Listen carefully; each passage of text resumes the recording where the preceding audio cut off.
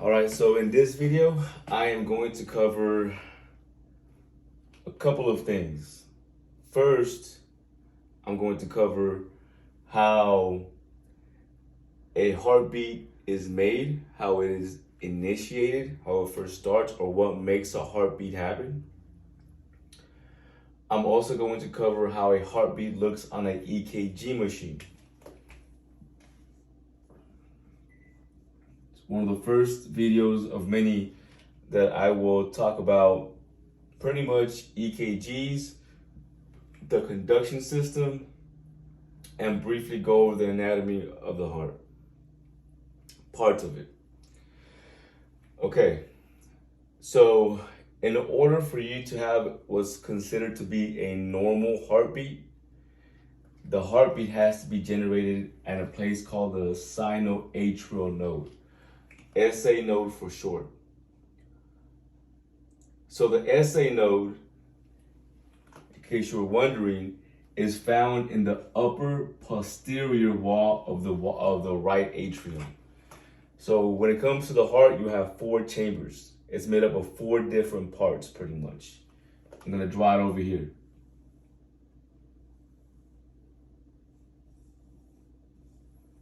You have the top chambers, which are the atria, and you have the 2 lower chambers, which are the ventricles.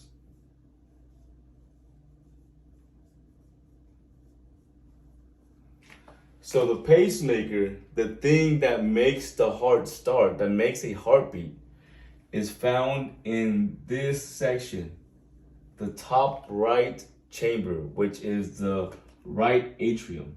And this little circle right here represents that SA node. Cool. So every time you have a normal heartbeat, and whenever it shows on the EKG machine, this right here is supposed to represent a normal heartbeat. It is referred to as a sinus rhythm. And the reason why a normal heartbeat, when it shows up on the EKG machine, why it's referred to as a normal sinus rhythm, is because it is produced by the sinoatrial node, so sinus rhythm. Is generated the way it's supposed to be generated. It's normal, it's good. So it's a sinus rhythm. That's a normal heartbeat.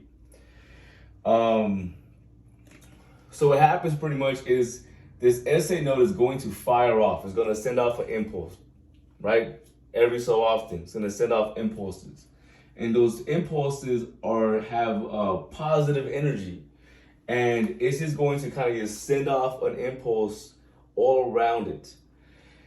And if you've ever played in the water, what was in a pond or a pool or a lake, and you ever threw a rock or a pebble into the water, and you would see how the waves just kind of the wave energies, the energy just kind of flowed away from the pond, from the rock. It kind of just went away. So this right here is going to represent the rock that you throw into the pond or into the water, the lake, the pool, it doesn't matter. And then, like I said, that it's gonna send waves of energy outward away from where you threw that rock at. The same thing happens with the SA node. When it sends an impulse out, that energy is like a wave of energy that goes out all around in different directions. Okay, so each impulse, so what that energy does, that energy that is sent through the myocardium, so myo meaning muscle, and cardium meaning heart. I'll put a little heart. It literally means muscle, heart muscle. That's what that means, myocardium. So that electrical impulse that is sent throughout the myocardium, that electricity is what makes the heart actually squeeze, contract. So when we say contraction, we mean squeeze. And that's what's gonna make that blood squeeze from the top chambers down to the bottom, okay? So each wave emitted produces a P wave. So at this point, we know that the heartbeat starts at the SA node. And the SA node is just a cluster of little heart cells, muscle cells, that produce their own electricity. And they're found in the back part on the top right section of the heart, the top right atrium on the posterior. So posterior means on the back part of the heart.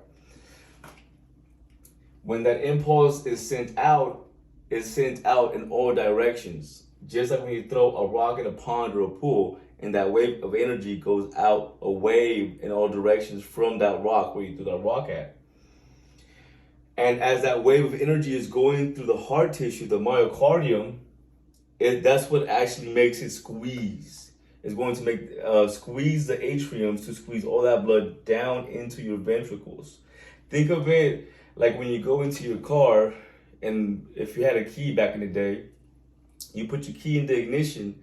When you first turn the key, before the motor turns on, all of the electricity in the car is going to turn on first.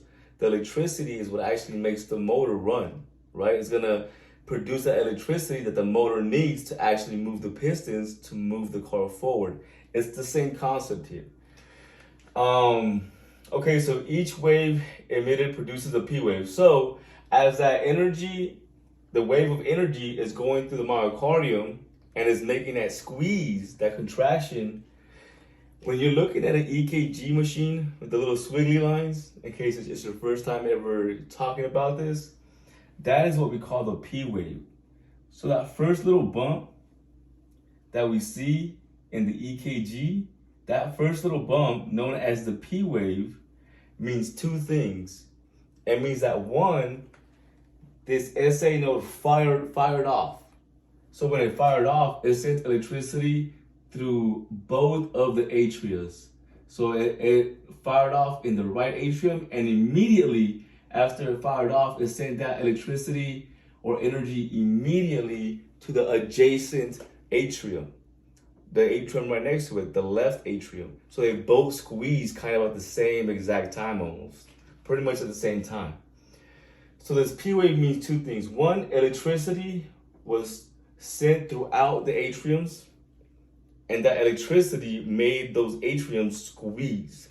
So this means that the SA node fired electrically, and it also means that the atriums squeezed down. So they contracted down, they squeezed down mechanically. So mechanically, they were actually squeezed, contracted, and electrically, the SA node fired off the electricity that made those atria squeeze down. So that's what the P wave means in the EKG.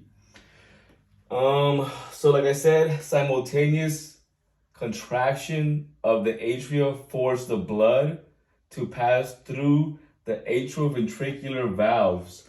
The atrioventricular valves, remember how I said that there's 4 different parts to the heart?